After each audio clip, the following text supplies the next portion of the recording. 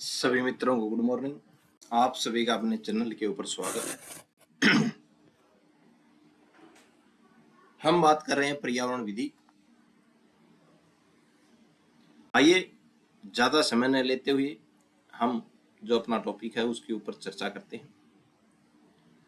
तो आज जो है हम बात करेंगे सीधा पर्यावरण विधि में अम्लीय वर्षा कि अम्लीय वर्षा क्या होती है उसके बारे में हम चर्चा करते हैं।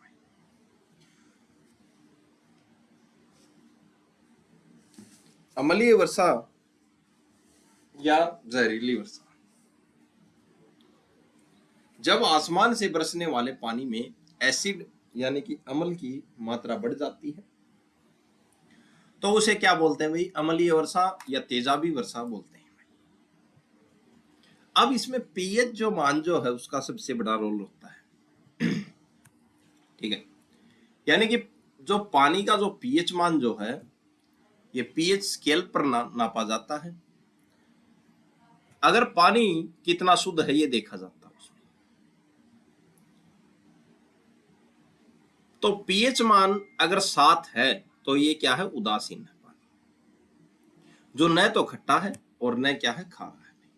ठीक है, अगर पीएच मान 7 से कम होता है तो ये जो है क्या है भाई? एसिड है भाई, यानी कि अम्लीय है।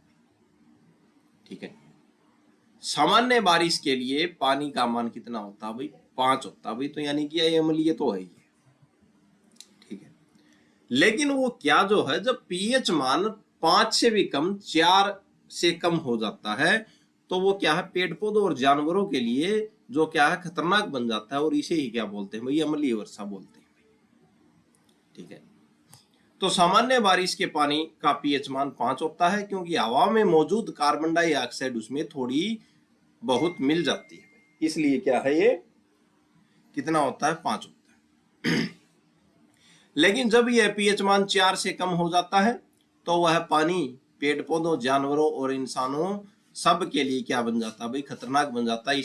इसलिए इसको क्या बोलते हैं भाई? अम्लीय वर्षा या तेजाबी बारिश। ठीक है भाई, तेजाबी बारिश होती क्यों है, यानी कि अम्लीय वर्षा क्यों होती है? आइए अब अम्लीय वर्षा का पर्यावरण लॉ में क्या काम, आइए देखते हैं। अम्लीय वर्षा का पर्यावरण में क्या काम, तेजाबी बारिश क्यों होती है ये देखते हैं। तो इसके पीछे, तेजाबी बारिश होने के पीछे जो विलेन जो है इंसान जो है वो क्या है? इंसान और हमारी फैक्ट्रियां हैं। ठीक है, फैक्ट्रियां क्यों हैं इसके पीछे? फैक्ट्रियों, कारखानों और गाड़ियों से बहुत भारी मात्रा में सल्फर डाइऑक्साइड, SO2 और नाइट्रोजन के ऑक्साइड जैसी जहरीले गैसें निकलती हैं भाई। ठीक है भाई, कौन कौन सी निकलती हैं गाड़ियों और फैक्ट्रियों, कारखानों से? सल्फर डाइऑक्साइड और नाइट्रोजन के ऑक्साइड। ठीक है भाई, ये गैसें हवा में ऊपर जाकर बादलों और पानी के साथ मिल जाती हैं।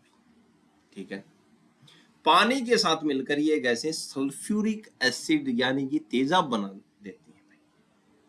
तो सल्फर डाइऑक्साइड और नाइट्रोजन के ऑक्साइड दोनों मिलकर बादलों में पानी के साथ अभिक्रिया करके क्या बना लेती हैं? सल्फ्यूरिक एसिड यानी कि तेजाब बना लेती हैं। फिर जब बारिश होती है तो ये पानी के साथ यह एसिड भी कहां पे गिरता है? धरती पर गिरता है। ठीक है, तो तेजाबी बारिश ऐसे होती है भाई। अब कारण क्या बताया? कारण बताए इंसान और फैक्ट्रियां। इंसानों जो गाड़ियां यूज करते हैं उनसे जो ऑक्सीजन निकलती, उनसे जो ये गैसें निकलती, कारखानों से जो धुआं निकलता है, फैक्ट्रियों से धुआं निकलता है, इनको रोकने के लिए जो कानूनी प्रक्रिया अपनाएगी पर्यावरण में, इसलिए हमने जो क्या है? तेजाबी बारिश को देखना पड़ा भाई। आइए आगे चर्चा करते हैं। हम एक जरूरी बात देखते हैं यहाँ पे। ऐसा इसलिए नहीं है कि एसिड वाली बारिश सिर्फ उसी शहर में होगी जहां फैक्ट्रियां होगी, तो ये जरूरी नहीं है कि जहां पे फैक्ट्रियां हो वहीं पे बारिश हो। हवा और बादल इन जहरीली गैसों को उड़ाकर सैकड़ों किलोमीटर दूर ले जाते हैं। ठीक है भाई, जिससे दूर दराज के इलाके में इसकी चपेट में आ जाते हैं भाई। यानी कि दूर दराज के इलाकों तक बादल इनको ले जाते हैं और दूर दराज के जो इलाके जो हैं वो भी इनकी चपेट में आ जाते हैं। जैसे जर्मनी और ब्रिटेन की मिलें, जो जर्मनी और ब्रिटेन में जो मिलें जो हैं उनसे निकलने वाले धुएं से जो स्कैंडिनेवियाई जो देश जो थे, स्कैंडिनेवियाई जो देश जो थे उनमें भारी नुकसान हुआ था भाई। ठीक है, इससे क्या क्या नुकसान होता है भाई? अब जो ये एसिड बारिश जो है इससे नुकसान क्या क्या है? अब देखना कहाँ की बात, फैक्ट्रियों से निकला धुआं, गाड़ियों से निकला धुआं किस पर प्रभाव डालता है और कहाँ कहाँ पर नुकसान होता है इसका। इसीलिए हम इसको पर्यावरण कानून में पढ़ रहे हैं। आइए, झीलों और मछलियों पर असर डालता है। एसिड वाली बारिश की वजह से कई झीलों के सारे जीव जंतु और मछलियां मर जाते हैं। ठीक है, ठीक है, मर जाते हैं, मर चुकी है। ऐसी झीलों को अब जैविक दृष्टि से मृत झील कहा जाता है। ठीक है भाई, पेड़ पौधों और जंगलों की तबाही। शुरुआत में पेड़ों की जो पत्तियां जो होती हैं, पत्तियों का रंग उड़ जाता है और टहनियां टूटने लगती हैं। जब ये बारिश होती है तो क्या है, शुरुआती में पत्तियों का रंग उड़ जाता है और टहनियां टूटने लगती हैं। धीरे धीरे जड़ें सिकुड़ जाती हैं और पेड़ इतने कमजोर हो जाते हैं कि कीड़े या बाढ़ उन्हें आसानी से खत्म कर देती है। ठीक है, तो पेड़ अगर सिकुड़ गया, टहनियां गिर गई तो जो कीड़े जो होते हैं, जो दीमक जो होती है वो पेड़ों को ऑटोमेटिक खत्म कर देगी, बाढ़ से वो गिर जाएंगे। कनाडा, अमेरिका और यूरोप के जंगलों को इससे बहुत नुकसान हो रहा है। किससे? अम्लीय वर्षा से। मिट्टी की कमजोरी, तेजाबी पानी जब जमीन में जाता है तो मिट्टी के जो जरूरी जो खनिज जो हैं और पोषक तत्व क्या हो जाते हैं, नष्ट हो जाते हैं, जिससे जमीन बंजर होने लगती है। तो भूमि पर भी असर पड़ता है, इससे पेड़ों पर भी असर पड़ता है, जलीय जीवों पर भी असर पड़ता है। इमारतों का गलना, इमारतों पर भी असर पड़ता है। जैसे हमारे ताजमहल, इसका रंग उड़ने लगा। एसिड की वजह से बड़ी बड़ी इमारतें और पत्थर खराब होने लगते हैं। जैसे हमारी शान ताजमहल को लेकर हमेशा यह चिंता रहती है कि मथुरा की तेल रिफाइनरी से निकलने वाले धुएं, जो धुआं मथुरा की तेल रिफाइनरी से निकल रहा है, जहां पे सल्फर डाइऑक्साइड के कारण उसकी जो सफेद संगमरमर की क्या है, दीवारें पीली या खराब न हो जाए, तो यह डर हमेशा बना रहता है। ठीक है भाई, आगे चर्चा करते हैं। जल भराव क्या है भैया? जमीन के नीचे का जो वाटर टैंक जो है उसको बोलते हैं जल भराव। जमीन के नीचे छिपे पानी के कुदरती भंडारों को जल भराव कहते हैं। यह हमारी धरती के नीचे का क्या वाटर टैंक है। यह बनता कैसे? तो जल भराव कैसे बनेगा? जब बारिश होगी, बारिश का पानी या पहाड़ों से जो बर्फ जो है, वो बर्फ का पानी जो पिघल कर आएगा, कहाँ पे आएगा? जमीन पे आएगा। और वहां पे जो मिट्टी जो कंकड़ पत्थर जो है से छनकर क्या हो जाएगा, वो नीचे जाएगा चला। ठीक है, नीचे जाने के बाद जहाँ पे उसको खाली जगह मिलेगी वहां पे पानी क्या हो जाएगा, जम जाएगा, जिसको क्या बोलते हैं, जल भराव बोलते हैं। ठीक है, और ये सबसे अच्छा कहाँ पे है? बालू रेत में होता है। यह सबसे अच्छा जल भराव कहाँ होता? तो रेत यानी कि बालू, इसके लिए सबसे बेस्ट होता है, क्योंकि रेत के कणों के बीच काफी खाली जगह होती है जहां पानी आसानी से जमा हो जाता है। अब बालू जमीन के ऊपर आप पानी गिर के देखना, 1 मिनट में सूख जाएगा। इसके अलावा कुछ खास तरह के पत्थर, जैसे बालू का पत्थर जिसमें दरारें या छेद होते हैं, उनके अंदर भी बड़े बड़े जल भराव बन जाते हैं। ठीक है भाई, अब बात करते हैं हम जैवमंडल पे। जैवमंडल क्या है? जहां जीवन है वही क्या है, जैवमंडल है। धरती के चारों तरफ फैली वह परत जहां ईसा, वह परत या ईसा जहां जीवन क्या है मुमकिन है, उसे जैवमंडल कहते हैं। यानी जहां पेड़ पौधे, इंसान, जानवर और कीड़े मकोड़े बिना किसी स्पेशल सूट या मशीन के आराम से जिंदगी जी सकें, वो क्या है भाई, जैवमंडल है। यह पूरा सिस्टम ऊर्जा यानी कि सूरज की रोशनी और पोषक तत्व, हवा, पानी, मिट्टी के चक्कर पर चलता है भाई। कौन सा? जैवमंडल का चक्कर। ठीक है, जैवमंडल को समझने के लिए तीन बड़े हिस्सों में बांटा गया। तो जैवमंडल को तीन बड़े हिस्सों में बांटा गया। पहला स्थल मंडल यानी जमीन, स्थल यानी कि स्थल के ऊपर जमीन में, जमीन यानी मिट्टी में। यह पूरी धरती यानी कि ग्लोब का लगभग क्या है 29% हिस्सा है। तो पूरी धरती का 29% हिस्सा क्या है, स्थल मंडल है। ठीक है, बाकी 71% तो क्या है, पानी है। अब स्थल मंडल जो है, स्थल मंडल पर क्या है, वायुमंडल भी है। ठीक है, आइए देखते हैं। यह चट्टानों और मिट्टी से बना ठोस भाग होता है, कौन सा, स्थल मंडल, जो पेड़ पौधों और जीवों को क्या है, रहने की जगह देता है। ठीक है भाई, इसके अंदर ये चीजें आती हैं, कौन कौन सी चीजें हैं भाई स्थल मंडल में, ऊपर और नीचे की मिट्टी जिसमें खेती होती है और पेड़ उगते हैं भाई। ठीक है भाई, चट्टानें, अलग अलग तरह के पत्थर जैसे परतदार, कायांतरित और ज्वालामुखी से बनी चट्टानें, ये भी आती हैं भाई स्थल मंडल में। धात्वीय कोर, ठीक है, धात्वीय कोर क्या है, जहां पर धातुएं मिलती हैं। ठीक है, धातुओं की परत, वो भी क्या है, स्थल मंडल में आती है। आगे चर्चा करते हैं। अगला है हमारे पास जलमंडल। स्थल मंडल पर ही क्या है, जलमंडल यानी पानी। धरती पर मौजूद सारा पानी, जैसे महासागरों में पानी है, नदियों में पानी है, झीलों में पानी है और बर्फ के रूप में जो पानी है, सभी क्या है, जलमंडल है। ठीक है, तीसरा बताया वायुमंडल, ये भी स्थल मंडल के ऊपर भी है, यानी हवा। धरती के चारों ओर गैसों का जो घेरा है, जिसमें हम क्या लेते हैं, सांस लेते हैं, वो क्या है, वायुमंडल है। जलमंडल क्या है, ठीक है, धरती पर जहां जहां पानी है उस पूरे हिस्से को मिलाकर क्या कहते हैं, जलमंडल कहते हैं। ठीक है, इसमें हमारे पास नदियां होती है, तालाब होते हैं, झरने, समुद्र, कुएं, जमीन के नीचे का पानी, और यहाँ तक कि हवा में मौजूद जो भाप जो होती है, भाप के रूप में जो पानी होता है, वो भी। हमारी धरती पर 71% जो हिस्सा जो है पानी से ढका है हमारी धरती का, इसलिए अंतरिक्ष से देखने पर यह नीला दिखाई देती है। ठीक है भाई, और इसे जलीय ग्रह भी कहते हैं। इसको, पृथ्वी को जलीय ग्रह। ठीक है, कमाल की बात यह है कि जितने भी बड़े पेड़ पौधे, जानवर और हम इंसान हैं, हमारे शरीर का भी एक बड़ा हिस्सा क्या है, पानी से ही बना है। ठीक है, धरती पर पानी का हिसाब किताब क्या है, आइए देखते हैं। तो हमने बताया कि 71% जो धरती जो है पानी से ढकी हुई है।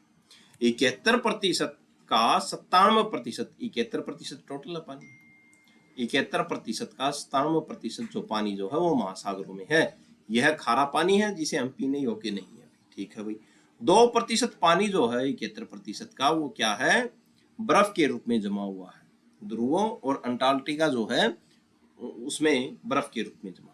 1% से भी कम, अब पानी बच गया 1%, 71 का 1%, 1% से भी कम पानी जो पीने योग्य है, ताजा जल है। यह नदियों, झीलों और जमीन के नीचे, जिसे इंसान, पशु और पक्षी पीने के लिए इस्तेमाल करते हैं। ठीक है, ये पानी का हिसाब किताब था अभी धरती के ऊपर। आइए, अब हम पानी को अगर गंदा करेंगे तो ठीक है, वो क्या है, पर्यावरण कानून के अंतर्गत आएगा। इसीलिए हम इसको पढ़ रहे हैं, आगे आपको समझ में आएगा। आइए आगे बात करते हैं। जल चक्र, पानी का घूमना। जल चक्र क्या है, जल चक्र देखते हैं। जल चक्र क्या है, जैसे ये समुद्र है, समुद्र में भाप के रूप में इसे पानी उठेगा वाष्प के द्वारा। वाष्प से क्या बनेगा, बादल बनेगा, और बादल से क्या बनेगा, ये वापिस कहां पे आएगा, जमीन पर, और जमीन से कहां पे जाएगा, समुद्र में। तो ये जल चक्र है, ये चलता रहता है। जैसे वाष्पीकरण बोलते हैं इसको, सूरज की तेज धूप से समुद्र, नदियों और झीलों का पानी गर्म होकर भाप, वाष्प बन जाता है और ऊपर हवा में उड़ जाता है। ठीक है भाई, फिर क्या होगा, फिर संघनित होना। जब यह भाप ऊपर आसमान में पहुंचती है तो वहां की ठंडक से यह वापस पानी की बूंदों में क्या होता है, बदल जाता है बादल के रूप में। ठीक है, अब बादल क्या करेंगे, बादल वर्षा करेंगे तो वर्षण होगा, और वर्षण हो गई तो पानी कहाँ पे पड़ेगा, जमीन पर पड़ेगा, हमारी भूमि पर पड़ेगा, और वो नदियों या झीलों के द्वारा वो कहाँ पे चल जाएगा वापिस, या कुछ पानी को धरती सोख लेगी और वो वापिस क्या कहाँ पे चल जाएगा, नालियों के रूप में नदियों में, नदियों से कहाँ पे चल जाएगा, समुद्र में। तो ये जल चक्कर चलता रहता है। ठीक है, हवा में क्या क्या घुला होता है, ये हवा की बात करते हैं भाई। ठीक है, हम शुद्ध और सूखी हवा के 100 हिस्से करें, उनके बारे में देखते हैं। तो हवा क्या है, ये कई गैसों का मिश्रण है। तो कई गैसों के मिश्रण में से नाइट्रोजन सबसे ज्यादा है हवा में, नाइट्रोजन 78% है। ठीक है, ऑक्सीजन की बात करें तो 21% है, 0.9% क्या है, आर्गन है। और बाकी जो बची हुई गैस होगी जैसे कार्बन डाइऑक्साइड, हाइड्रोजन और हीलियम और ओजोन, ये बाकी हिस्से में आती है। ठीक है, ये हमने वायु का क्या है, मिश्रण देख लिया। आइए आगे बात करते हैं हम गैसों के अलावा हवा में और क्या। तो गैसों के अलावा हवा में और क्या होता है, एक तो क्या होता है, जलवाष्प होती है। गैस तो होती है, गैसों के साथ भाप यानी कि जलवाष्प भी होती है। यह पूरी हवा का सिर्फ 3 से 4% ही होती है। लेकिन मौसम बदलने, बादल बनने और बारिश होने में इसी का सबसे बड़ा हाथ है, किसका, जलवाष्प का। ठोस कण, हवा में तैरते हुए धूल के कण, छोटे कण होते हैं जो, धुएं का कार्बन, समुद्री नमक और फूलों के परागकण भी मौजूद होते हैं। जो फूलों के परागकण हैं वो भी क्या है, हवा में घूमते हैं, जिससे क्या है, फूल प्रजनन करते हैं, पुष्प प्रजनन करते हैं। ठीक है, तो ये भी क्या है, हवा के हिस्से हैं। यह वायुमंडल कितना ऊंचा है, तो वायुमंडल कितना ऊंचा है, तो वैज्ञानिकों की माने तो समुद्र तल जो नैनी जो है, वायुमंडल समुद्र तल से 16,000 से 29,000 किलोमीटर तक फैला है भाई, ये बोलते हैं वैज्ञानिक। लेकिन असली और भारी हवा प्रभावी वायुमंडल क्या बोलता है, असली और भारी जो हवा है वो कहां तक है, तो का 97% हिस्सा सिर्फ शुरुआती 29 किलोमीटर की ऊंचाई तक ही खत्म हो जाता है। तो भारी हवा यानी कि असली जो हवा है उसका असली जो हिस्सा जो है 29 किलोमीटर तक ही क्या है, खत्म हो जाता है। जैसे जब हम पहाड़ पे चढ़ते हैं तो वहां हवा लेने में हमें को कठिनाई होती है, हवा की पतली परत होने लगती है वहां पे। ठीक है, तो 29 किलोमीटर तक। आइए आगे जिक्र करते हैं, वायुमंडल हमारे लिए क्यों जरूरी है, ये बात बताइए। वायुमंडल हमारे लिए क्यों जरूरी है, पहली बात तो सांस लेने के लिए वायुमंडल जरूरी है। दूसरा, सूरज से जो किरणें, पराबैंगनी जो किरणें आती हैं उनको क्या है, वायुमंडल रोकता है, उनको सोख लेता है उनकी गर्मियों को, इसलिए क्या है, हमारा जो स्वास्थ्य है अच्छा रहता है। ठीक है, कैंसर जैसे होने की खतरा नहीं होता भाई। ठीक है, और धरती जो है गर्म होने से बचती है भाई। आइए आगे चर्चा करते हैं हम वायुमंडल की परतें भाई। आइए वायुमंडल की जो परतें हैं उनके बारे में चर्चा करते हैं। वायुमंडल की पहली परत है क्षोमंडल, दूसरी है समताप मंडल और तीसरी जो है ओजोन परत। आइए हम चर्चा करते हैं, एक और है आयन मंडल और क्षोमंडल के अंदर ही है क्षोभ सत्र। आइए पहली बात करते हैं हम क्षोमंडल की। यह है सबसे निचली और पहली मंजिल है, यानी कि पहली परत है पृथ्वी की, वायुमंडल की, सॉरी। ठीक है, हम इसी में सांस लेते हैं, आंधी तूफान बारिश बादल बनना सब इसी मंडल का क्या है भाई, हिस्सा है। ठीक है भाई, फिर इससे ऊपर कौन सी है, क्षोभ सत्र भाई। यह क्षोभ मंडल के ठीक ऊपर की परत एक पतली सीमा रेखा होती है, किसको, जिसको क्या बोलते हैं, क्षोभ सत्र भाई। अब मेन बात है समताप मंडल। यह दूसरी मंजिल होती है, यहाँ का तापमान लगभग एक जैसा रहता है, इसलिए हवाई जहाज उड़ने के लिए यह सबसे क्या है, बेस्ट माना जाता। तो हवाई जहाज कहाँ पे उड़ते हैं, समताप मंडल में। एक समान तापमान किसका रहता है, समताप मंडल का। ठीक है, उससे ऊपर क्या है, उससे ऊपर है ओजोन परत और ओजोन मंडल। यह समताप मंडल के अंदर ही क्या है, एक खास परत है जो सूरज की खतरनाक किरणों को धरती पर आने से रोकती है। ठीक है, जिसको क्या बोलते हैं, ओजोन परत या ओजोन मंडल। आयन मंडल क्या है फिर, यह काफी ऊपर की परत होती है। ठीक है, क्या, आयन मंडल। इसी परत की वजह से हमारे मोबाइल सिग्नल, रेडियो और टीवी का नेटवर्क काम कर पाता है, किसके कारण, आयन मंडल के कारण। तो सभी ग्रह कहाँ पे छोड़े जाते हैं, आयन मंडल में, क्योंकि यह रेडियो तरंगों को वापस धरती पर भेजता है। ठीक है, क्षोभ मंडल और क्षोभ सीमा, आइए इसके बारे में हम चर्चा करते हैं भाई विस्तार से। क्षोभ मंडल यह हमारे सबसे पास वाली यानी वायुमंडल की सबसे निचली परत है, जमीन से करीब 11 किलोमीटर ऊपर तक है भाई, तो 11 किलोमीटर तक कौन सी है, क्षोभ मंडल। हम इसी में सांस लेते हैं। मौसम का सारा तमाशा, जैसे आंधी आना, बारिश बरसना, बिजली कड़कना, बादल बनना और धूल उड़ना, सब इसी मंजिल में होता है। किसमें, क्षोभ मंडल में। फिर है क्षोभ सीमा, क्षोभ सतर या क्षोभ सीमा।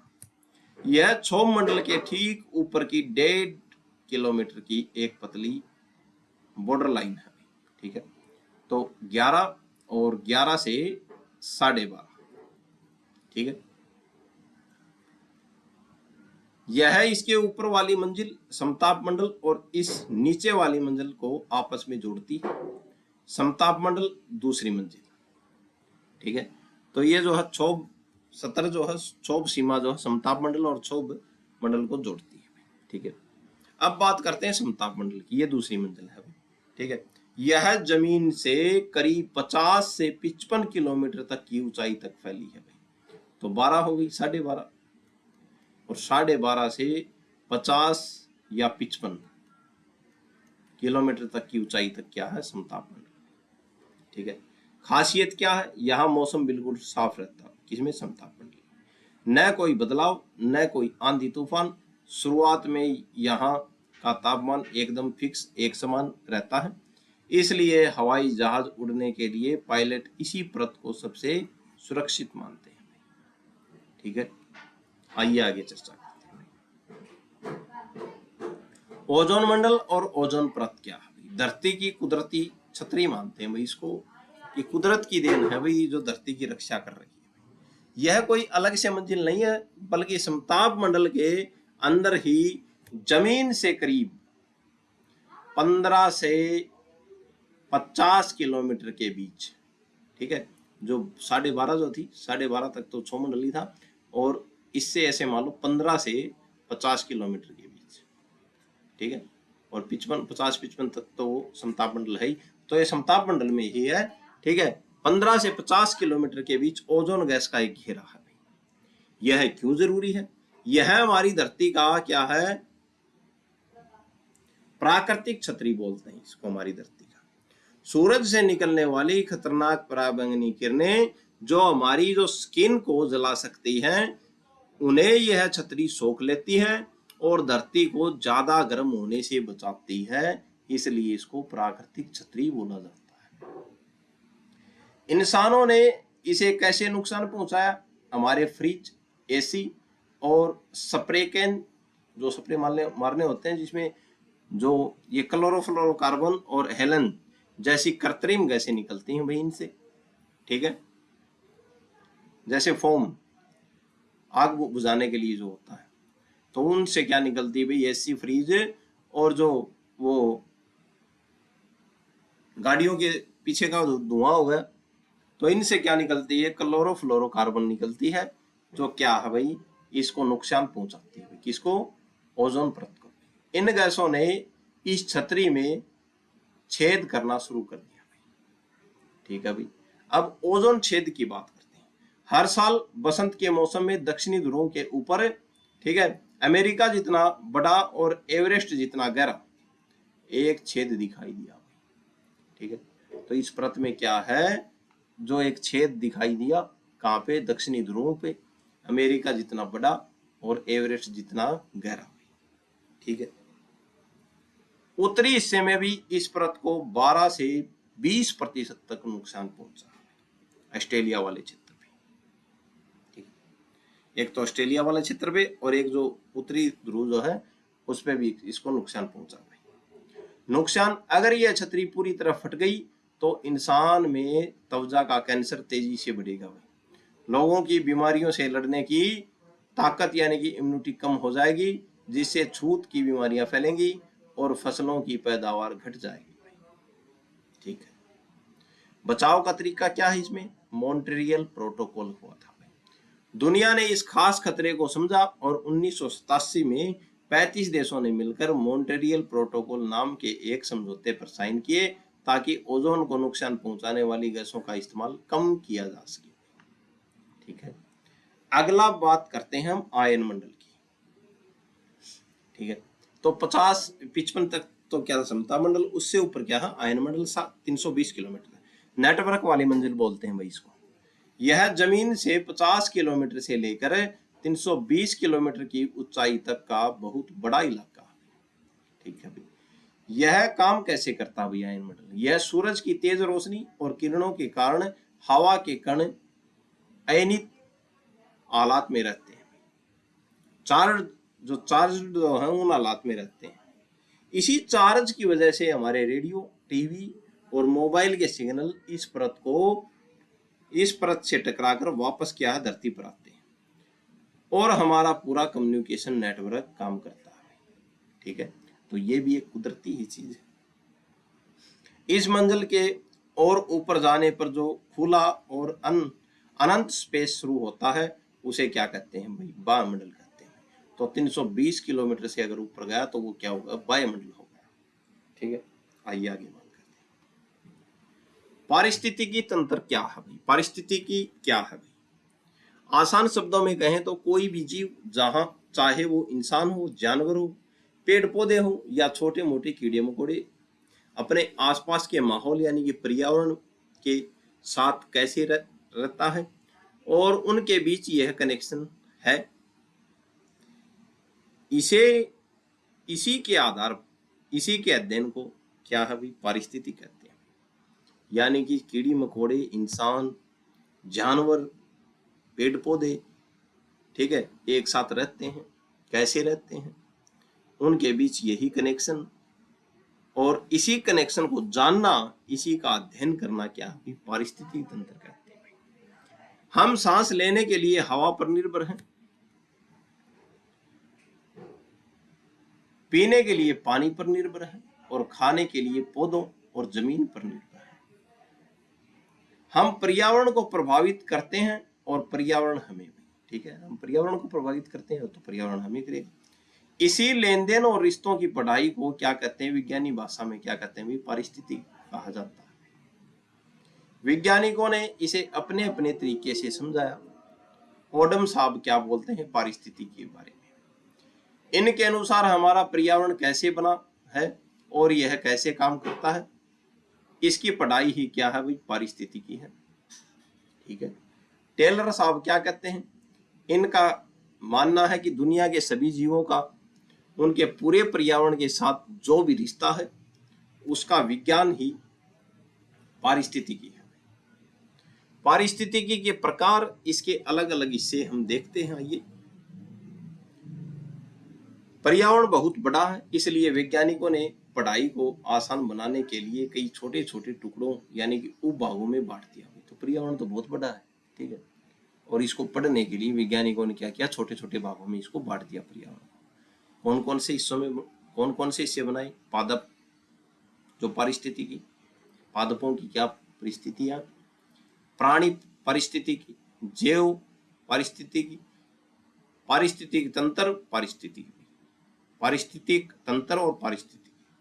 आइए हम देखते हैं। तो पादप पारिस्थितिकी क्या है? इसमें सिर्फ पेड़ पौधों और उनके आसपास के माहौल के रिश्तों को समझा जाता है, अध्ययन किया जाता है। प्राणी पारिस्थितिकी, इसमें सिर्फ जानवरों और उनके पर्यावरण के बीच के कनेक्शन की पढ़ाई की जाती है।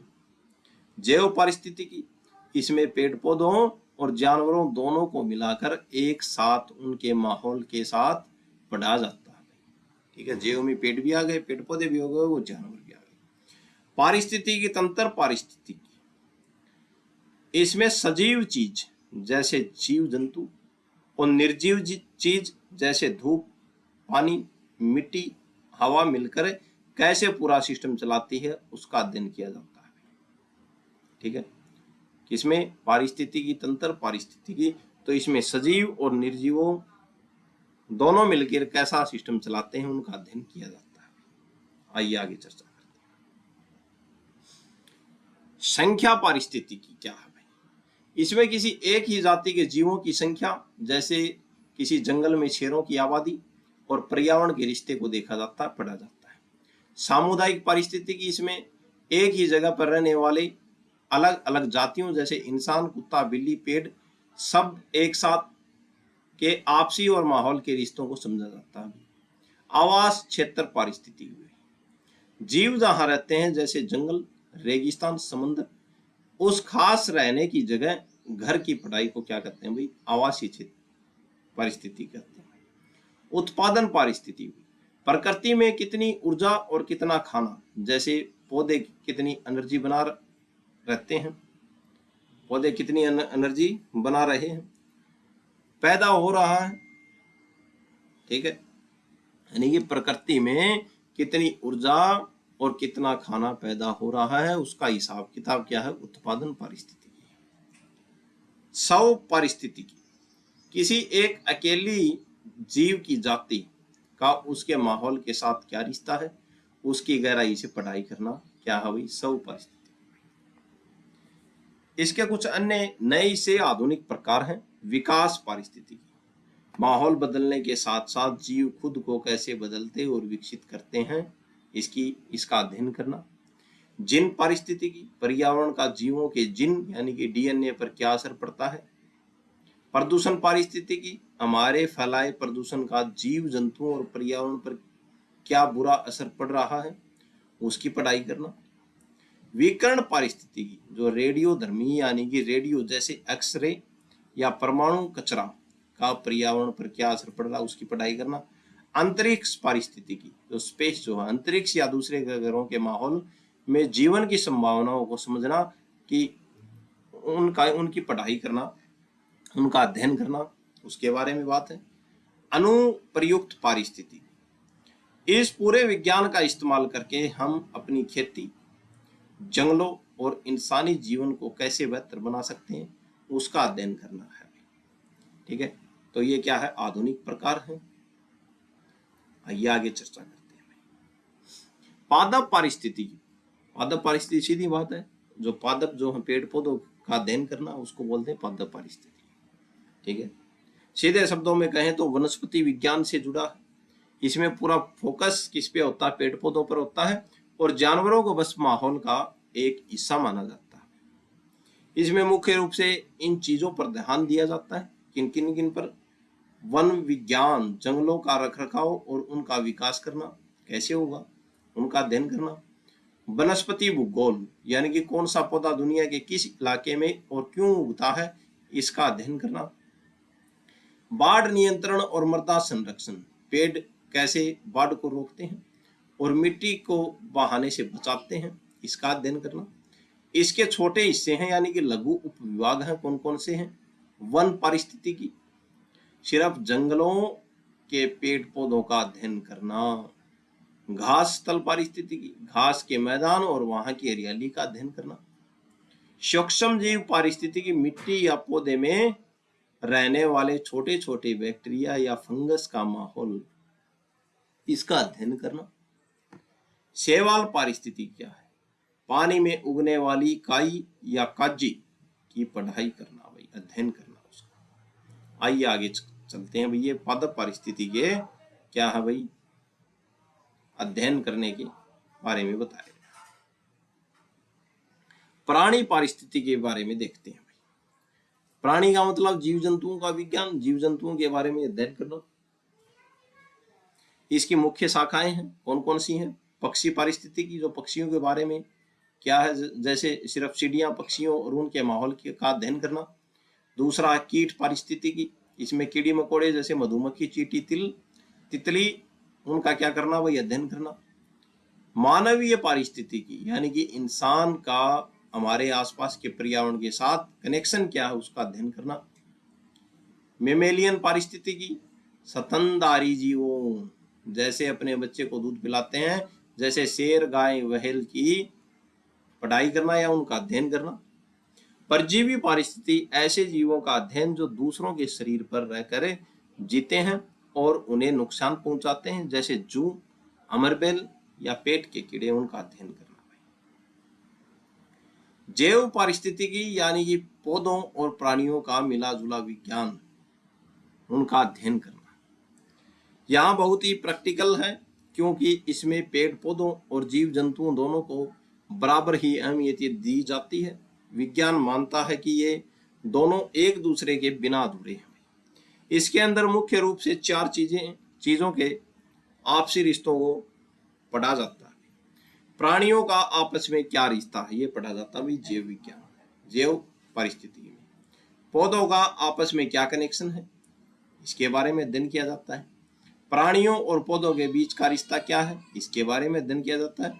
पौधे ऑक्सीजन देते हैं तो इंसान और जानवर उसे लेते हैं, जानवर फल खाते हैं और उनके बीज फैलाकर नए पौधे उगाने में मदद करते हैं। इन सभी सजीवों का हमारे पूरे वातावरण जैसे धूप, हवा, पानी, मिट्टी के साथ क्या रिश्ता है भाई, इसका अध्ययन किया जाता है। आइए आगे चर्चा करते हैं। पारिस्थितिकी तंत्र, पारिस्थितिकी पूरे सिस्टम की पढ़ाई क्या है, इसके अध्ययन की सबसे मुख्य इकाई यानी कि पारिस्थितिकी तंत्र है।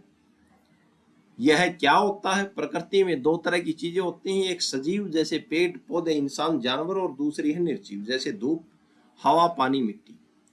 जब ये सजीव और निर्जीव चीजें आपस में मिलकर एक तालमेल बैठाती हैं और एक दूसरे की मदद से पूरा जीवन चक्र चलता है तो उसे ही क्या है, पारिस्थितिकी तंत्र कहते हैं।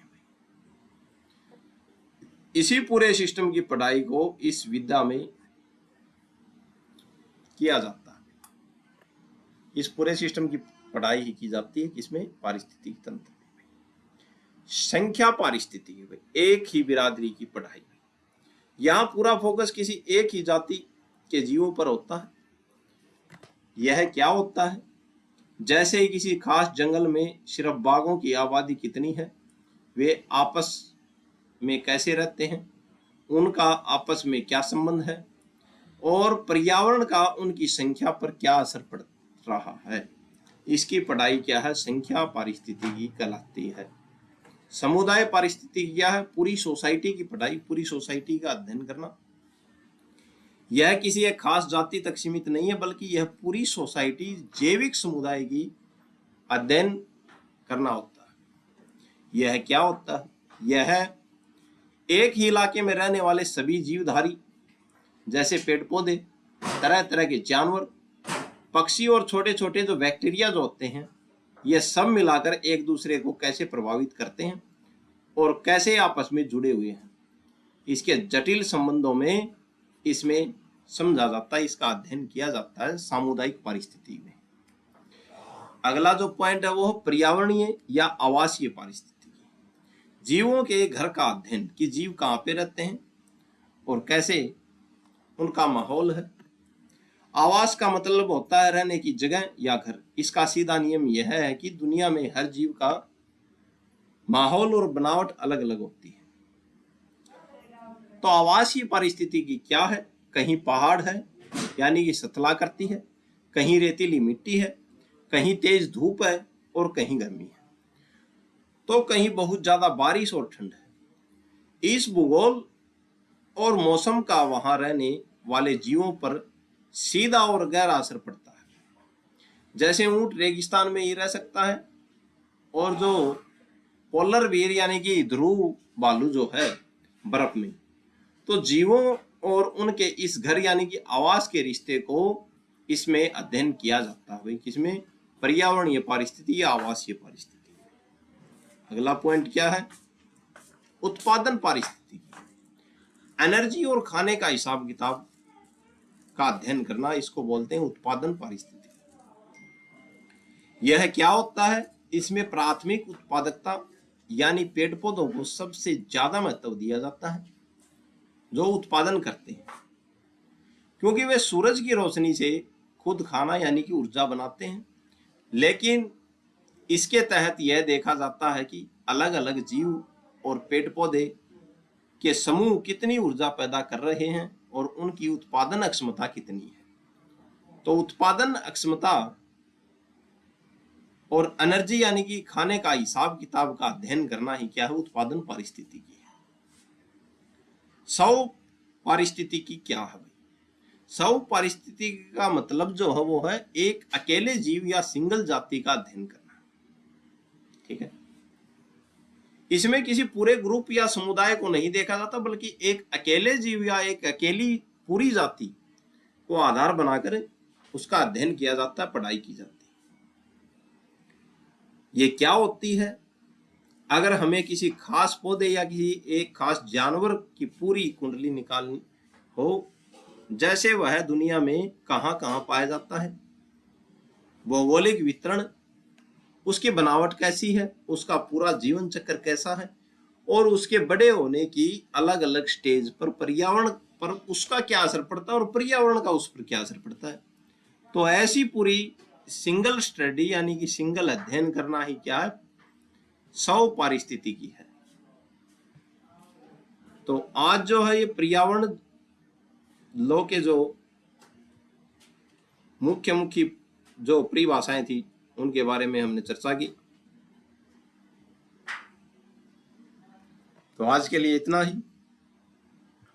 आशा आपको अच्छा लगा होगा, समझ में आया होगा। तो चैनल को ज़्यादा से ज़्यादा लाइक करें, सब्सक्राइब करें, अपने मित्रों तक पहुंचाएं। आज के लिए इतना ही। धन्यवाद धन्यवाद धन्यवाद।